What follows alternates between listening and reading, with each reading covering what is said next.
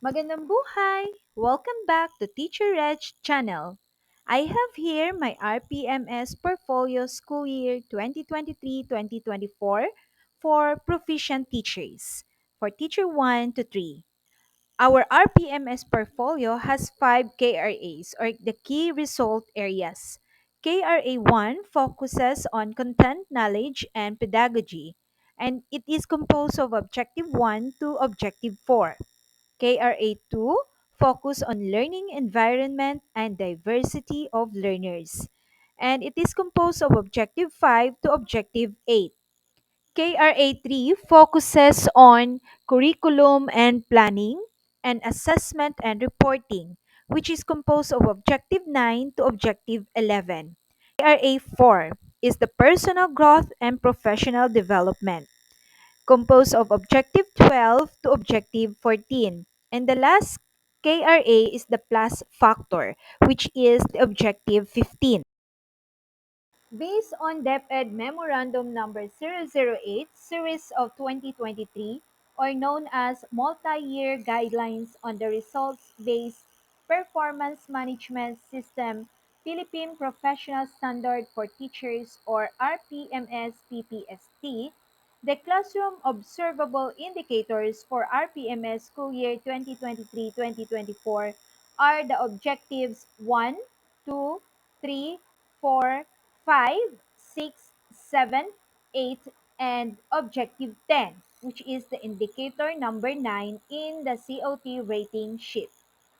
For first quarter, ang kailangan na i-observe sa COT rating sheet ay ang indicators 1 to 6 only.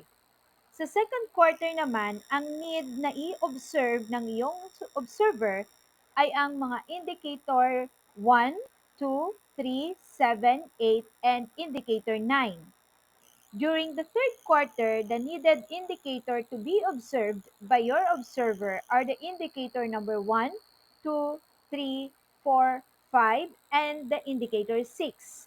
In this fourth quarter or in fourth quarter, the observable indicators are indicator number 1, 2, 3, 7, 8, and indicator 9. We have the signatories in the front page or in the second page of your portfolio. So your name as the ratee, next is the name of your observer or the master teacher or assistant teacher or the head teacher. Kung sino ang nag-observe sa'yo. Yun ang ilalagay mo dito sa rater. And for small and medium divisions, the approving authority is the superintendent. And for large and very large divisions, the approving authority is the assistant superintendent. And for some school, the approving authority is the principal. Let's start with Objective 1, Applied Knowledge of Content within and across curriculum teaching areas. The MOVs for Objective 1 is your COT rating sheet or the Inter-Observer Agreement Form, which is observable during the first quarter, second quarter, third quarter, and fourth quarter. So across 4 quarters. Yes, 4 COT rating sheet are needed as MOVs for your objective 1. So don't forget to highlight indicator number 1 in your COT rating sheet kapag i-attach nyo ang inyong COTs sa portfolio. Put a check on the list of MOVs presented in your portfolio. If you want to be rated as outstanding, which is 5 in all classroom observable indicators, which is Objective 1 to Objective 8 and then Objective 10. The performance indicator for outstanding is you demonstrated level 7 in classroom observable indicators as shown in COT rating sheet or inter-observer agreement forms, and a rating of 5 in efficiency if the objective was met within the allotted time. Other attachment is your COT2, which is observable during the second quarter, and then the COT3, which is observable during the third quarter. and your COT4, which is observable during the fourth quarter. And always remember to highlight the number one indicator in your rating sheet. Next is Objective 2. Used a range of teaching strategies that enhance learner achievement in literacy and numeracy skills. The MOVs are your 4 COT rating sheet or Inter-Observer Agreement form, which is observable during your first quarter to fourth quarter. So here you have to highlight indicator number 2 for objective 2 and the COT4, which is observable during the fourth quarter. So another classroom observable indicator is the objective 3. Applied a range of teaching strategies to develop critical and creative thinking, as well as other higher order thinking skills. Same with the objective 1 and 2, the MOVs are your 4 COT rating sheet or the Inter Observer Agreement form, which is observable during the first quarter to fourth quarter. Again, don't forget to highlight indicator number 3 in your rating sheet. And we have the COT2 and then COT3. So, i-highlight nyo yung indicator number 3 for objective 3. Ganon din sa COT4 nyo, highlight the indicator 3. Next, we have objective 4. Displayed proficient use of mother tongue, Filipino and English to facilitate teaching and learning. Objective 4 is the last objective for KRA 1, which is the content knowledge and pedagogy. Objective 4, only two COT rating sheet or inter-observer agreement form are needed as MOVs for this objective. So we have COT1, which is observable during the first quarter. So don't forget to highlight the indicator number 4 in your rating sheet. COT rating sheet 2, which is observable during the third quarter. Again, don't forget to highlight the indicator number 4 in your rating sheet bago ito ilagay sa portfolio as MOV. Now, let's have the second KRA or Key Result Areas, which focuses on the learning environment and diversity of learners. The first objective for KRA2 is the Objective 5. Establish safe and secure learning environment to enhance learning through the consistent implementation of policies, guidelines, and procedures. The MOVs are your 2 COT rating sheet or your Inter-Observer Agreement form, which is observable during the first quarter and the third quarter. So we have here the COT1, which is observable during the first quarter, and COT3, which is observable during the third quarter. Again, highlight the indicator number 5 in your COT rating sheet for Objective 5. Next is the Objective 6. Maintained learning environment that promote fairness, respect, and care to encourage learning. The MOVs are your 2 COT rating sheets or your Inter-Observer Agreement form, which is observable during the first quarter and third quarter. So, dalawang COT rating sheet lang. So, as MOVs, we have the COT1, which is observable during the first quarter, and the COT3, which is observable during the third quarter. Again, highlight indicator number 6 in your COT rating sheet for Objective 6. Objective 7. Established a learner-centered culture by using teaching strategies that respond to their linguistic, cultural, socio-economic, and religious. For this objective, the MOVs are the 2 COT rating sheets or the Inter-Observer Agreement forms. The COTs is observable during second quarter and fourth quarter. Again, highlight indicator number 7 in your COT2 and COT4 as your MOVs or means of verification for Objective 7. Next is the last objective for KRA 2, which is Objective 8. Adapted and used culturally appropriate teaching strategies to address the needs of learners from indigenous groups. The MOVs for Objective 8 is your 2 COT rating sheet or the Inter-Observer Agreement Form, which is observable during the second quarter and fourth quarter. Highlight the indicator 8 in your COT2 and COT4 as your MOV for Objective 8. Next is the KRA 3, Curriculum and Planning and Assessment and Reporting. So we have Objective 9, set achievable and appropriate learning outcomes that are aligned with learning competencies. So Objective 9 is a non-classroom observable indicator. So hindi siya na-observe gamit ang COT rating sheet. Kaya ang MOVs na kailangan natin i-attach dito ay hindi COT rating sheets, kundi at least one lesson plan, pwedeng DLP, DLL, WHLP, WLP, WLL, lesson exemplars, and the likes. Or pwede din mag-attach ng isang lesson from a self-learning modules which is developed by you, the ratee. Ikaw mismo ang gumawa ng self-learning module na ginamit sa instruction with achievable and appropriate learning outcomes that are aligned with the learning competencies as shown in any one of the following. So, pwedeng nakikita during the lecture or class discussion, activity or in the activity sheets, in the performance task, and a rubric for assessing performance using criteria that appropriately describe the target output.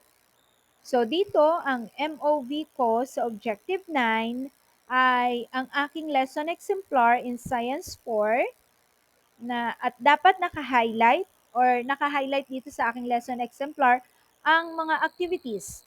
Appropriate ang learning outcomes and aligned ang mga activities with the learning competencies or to the objective of my lesson. So dito, if you want to be rated as outstanding, which is a rating of 5, the performance indicator is set learning outcomes were achievable and appropriate and led to the attainment of the next related competency as shown in the MOV submitted. Satisfactory or a rating of 4, set learning outcomes were achievable and appropriate and contributed to the understanding of the next related competency as shown in the MOV submitted. The highlighted word in satisfactory is achievable and appropriate and contributed to the understanding of the next related competency. The satisfactory, which is a rating of 3. The learning outcomes were achievable and appropriate and are aligned with the learning competencies. Next is the unsatisfactory, which is a rating of 2.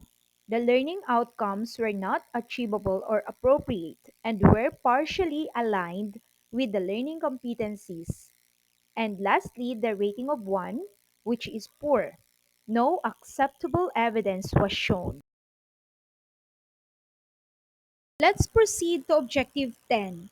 Used strategies for providing timely, accurate, and constructive feedback to improve learner performance. So this objective is a classroom observable indicator.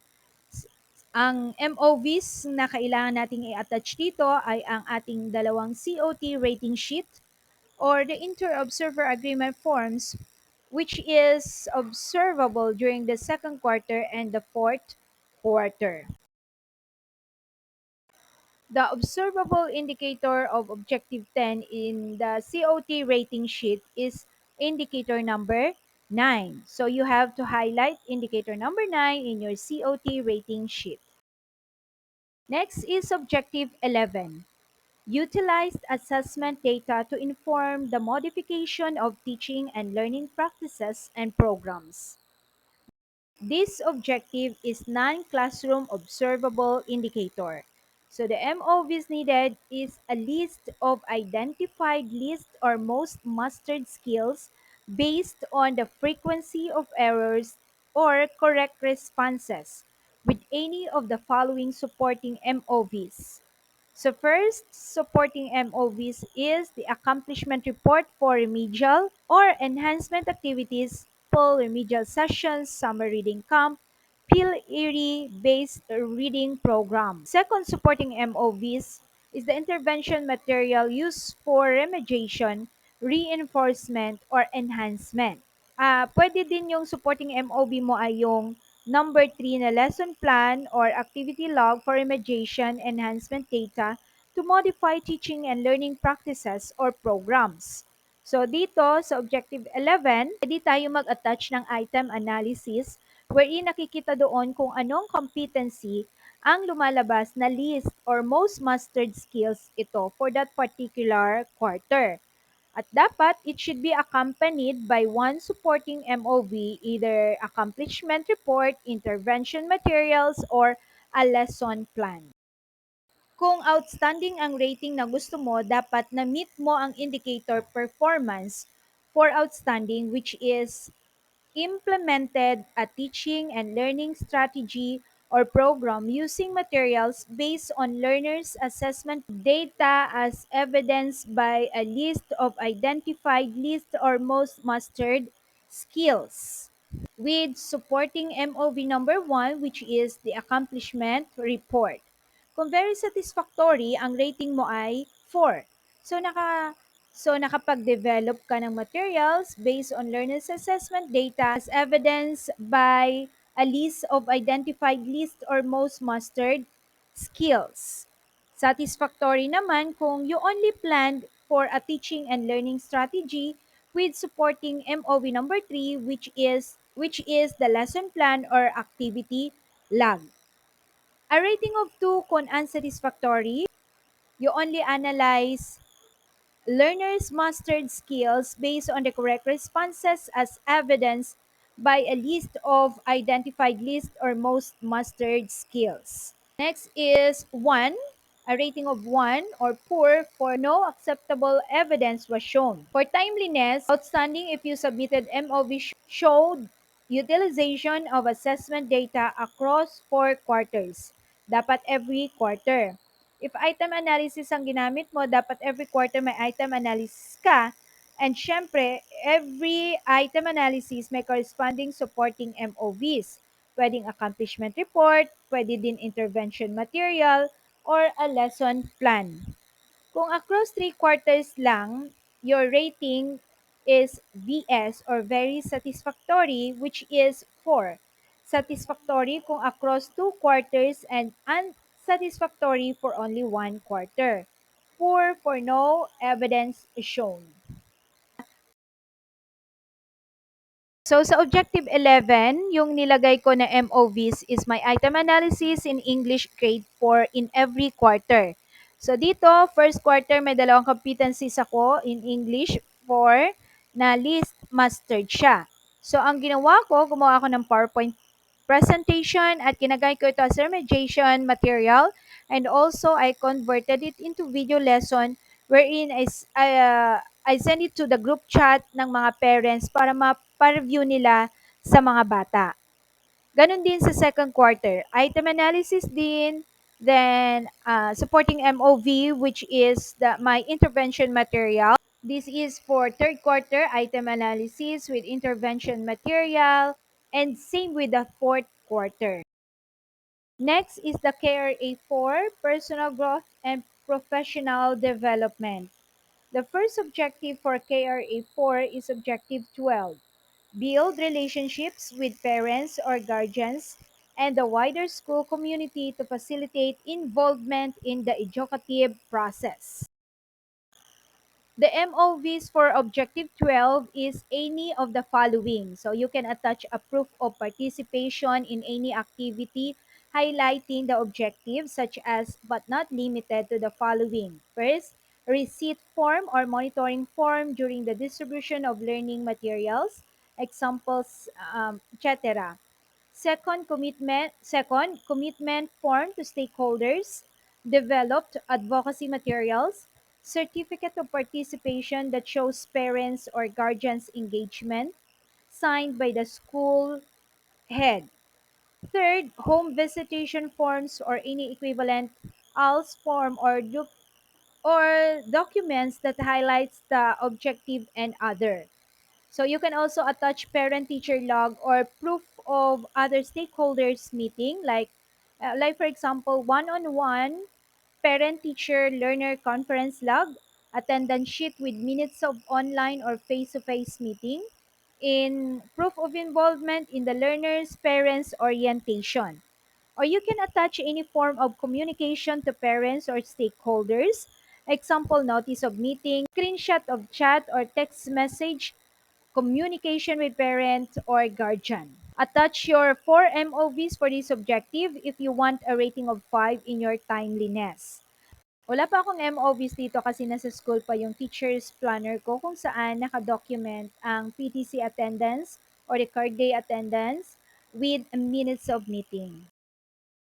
If you want to be rated as outstanding in Objective 12, the performance indicator for outstanding is sustained engagement through regular communication of learners' needs, progress, and achievement to key stakeholders, including parents or guardians, as shown in the MOV submitted.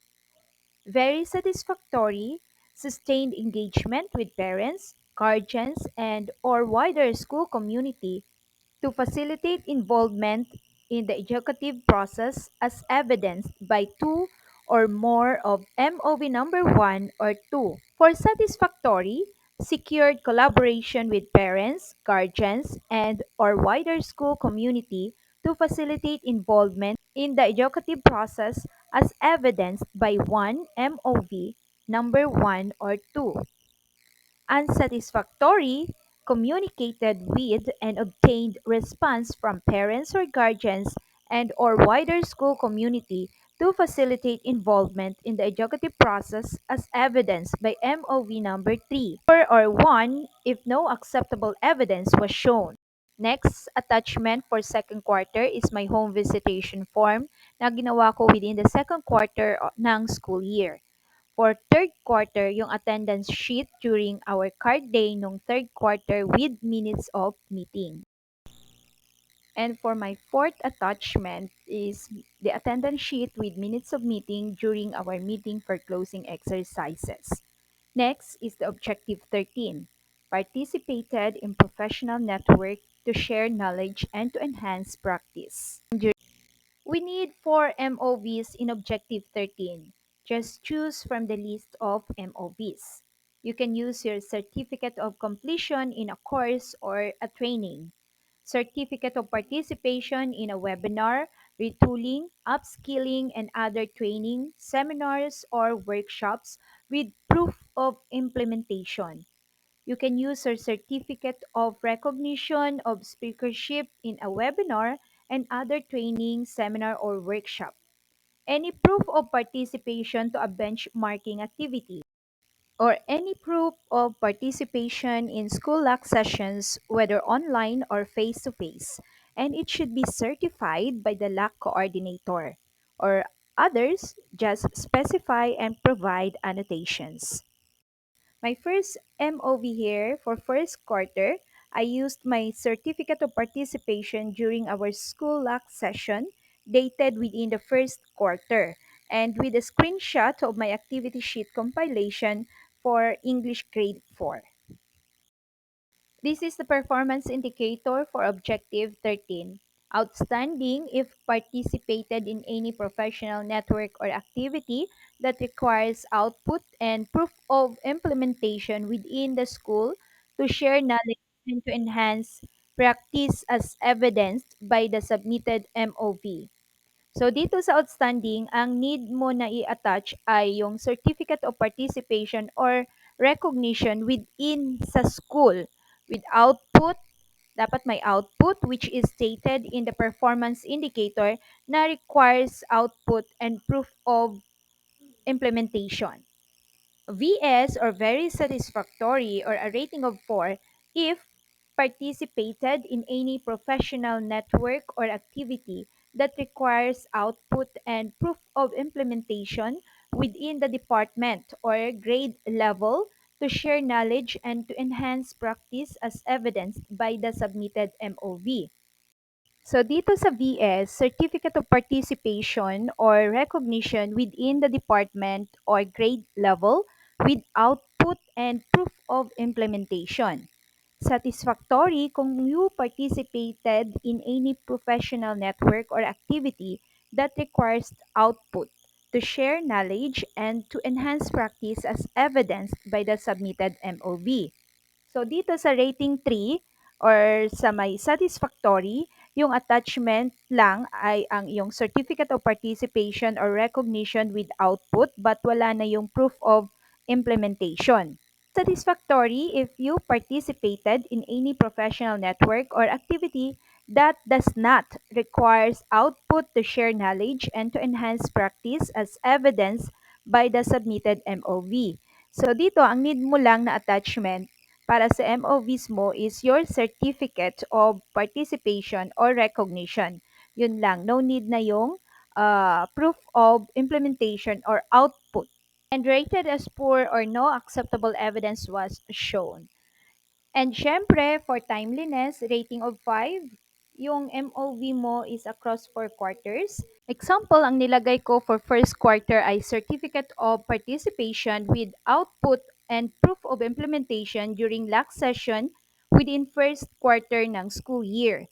Then for second quarter, ang nilagay ko na MOV ay Certificate of Participation with output and proof of implementation during the division training which is within the coverage of second quarter. And for third quarter, ang nilagay ko ay Certificate of Participation with output and proof of implementation during our district inset within the third quarter. And for fourth quarter, ang MOV ko ay Certificate of Participation with output and proof of implementation during our fourth school LAC session. Objective 14, developed personal improvement plan based on reflection of one's practice and ongoing professional learning. We need 4 MOVs for Objective 14. We have the certificate from the ICT coordinator, school head, or focal person in charge of ESAT. Second is the IPCRF developmental plan. Third is the media review form or the MRF, updated IPCRF DP from PACE 2. Yung certification, patunay na I successfully completed the ESAT or the Electronic Self-Assessment Tool for Proficient Teacher for school year 2023-2024. The performance indicator for outstanding is updated professional development during phase 2 of the RPMS cycle as evidenced by MOV4. So kung na-update mo na yung IPZRF developmental plan mo from phase 2, 5 na agad yung rating mo sa quality. VS naman or very satisfactory if you discussed progress on professional development goals with your rater during the mid-year review as evidenced by MOV3. Satisfactory if you set professional development goals based on ESAT results as evidenced by MOV2. Unsatisfactory if you accomplish the ESAT at the beginning of the school year as evidenced by MOV1. And poor if no acceptable evidence was shown. Sa efficiency naman, 5 for outstanding kung you submitted 4 acceptable MOVs. VS kung submitted only 3 acceptable MOVs. Satisfactory if you submitted 2 MOVs. And unsatisfactory if you submitted only 1 acceptable MOV. And poor if no acceptable evidence was shown. In timeliness, outstanding if all 4 submitted MOVs were accomplished within the prescribed RPMS space. So dapat ang ISAT mo na-accomplish na yan within the first to second month of the first quarter. So dapat dated within August 29 to October 30, 2023. Pag nag-print ka kasi ng ISAT mo, may automatic date na yan kung kailan mo na-accomplish. Yung mid-year review and assessment and revisiting an individual development plan is within the 5th to 6th month of the school year, so mga January 2024 to February 2024. This is my IPCRF-DP or developmental plan, and my MRF or the media review form. And my last MOV for objective 14 is my updated IPCRF-DP from phase 2. So let's have the last KRA, the KRA 5, which is the plus factor. Objective 15. Perform various related works or activities that contribute to the teaching learning process. In this objective, we need to attach 4 MOVs with 4 MOVs if you want to be rated as outstanding in timeliness. So here are the list of MOVs for Objective 15. Anyone proof of committee involvement, involvement as module or learning material writer or validator, involvement as resource person, speaker, or learning facilitator in the RO, SDO, school-initiated TV radio-based instruction, book or journal authorship or co-authorship or contributorship, advisorship, coordinatorship, or chairpersonship, participation in demonstration teaching, participation as research presenter in a forum or a conference, mentoring of pre-service or in-service teachers, conducted research within the rating period, and others, please specify. So dito, when attaching your certificates, it should be annotated on how it contributed to the teaching learning process.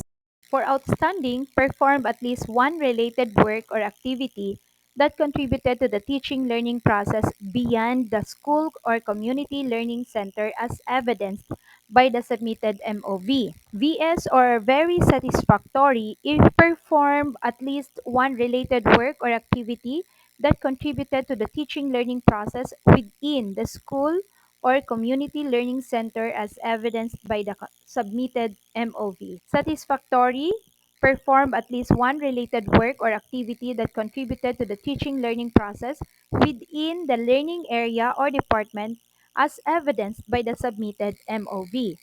Satisfactory, perform at least one related work or activity that contributed to the teaching learning process within the class as evidenced by the submitted MOV, and poor if no acceptable evidence was shown. In the efficiency, for outstanding, submitted MOV that details the achieved positive contribution to the teaching learning process as evidenced by the annotation provided. VS, if the submitted MOV details that perceived positive contribution to the teaching learning process as evidenced by the annotation provided. Satisfactory, if submitted MOV that shows reasonable interlap with the actual teaching learning process as evidenced by the annotation provided. Unsatisfactory if submitted MOV that shows considerable overlap with, hence significantly affecting the performance of the actual teaching learning process. And poor if no acceptable evidence was shown. So dito sa efficiency, importanteng may annotation para ma-justify kung anong rating ang iyong MOV na nilagay. In timeliness, outstanding if submitted MOVs were distributed across 4 quarters. BS if submitted MOVs were distributed across 3 quarters. Satisfactory if submitted MOVs were distributed across 2 quarters. And unsatisfactory if submitted MOVs was or were completed in only 1 quarter. And poor if no acceptable evidence was shown. My MOV for first quarter is my designation wherein I was designated by my TIC with a different coordinatorship within the school aside from my regular teaching loads. So may kulang pa dito sa MOVs ko yung annotation of each certification. So next, a certificate of recognition during our school lock session nung second quarter. Yun yung attachment ko for second quarter. I was one of the TWG during our slack at pasok siya as committee involvement. For third quarter, yung MOV ko ay Certificate of Recognition for one of the demonstration teacher during our district inset, which is dated within the third quarter of the school year. For fourth quarter, yung MOV ko ay Certificate of Recognition as TWG during our fourth quarter school lock session. So again, kulang na lang ng annotation to justify the efficiency of my MOVs. That ends my presentation of my RPMS portfolio for proficient teachers for school year 2023-2024. Don't forget to like and subscribe to my YouTube channel, Teacher Reg's channel. Like and follow also my Facebook account, Teacher Reg. If you like to avail my RPMS portfolio, just message me in my messenger, Regine Fairpass, or in my FB account, Teacher Reg. This is for my project Tumblr para sa aking mga estudyante. That's all for today. Keep safe and God bless.